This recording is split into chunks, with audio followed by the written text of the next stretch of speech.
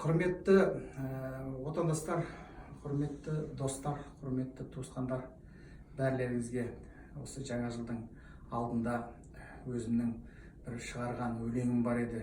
Осы жаңа жыл туралы, соны қабыл алыңыздар. Жаңа жылым, шаттығым, арайланып атты күн. Тілейікші елімізге сәтті күн. Жаңа жылым, бейбіт достығым. Еліміз үшін, жерім үшін, бәріңізге шаттық күн. Аялап жүрегіміз, жанады асқақтап, алдымызда достығымыз шаттанып. Жаңа жылым, жаңа бақыт, жаңа жылым, жақсы күн.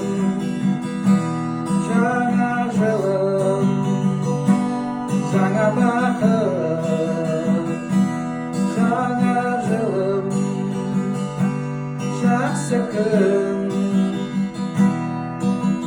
Жаңа жылым бақыт пенен үмітімді атқарам. Жасасын шаттық күлкі, әр үйде қуаныш.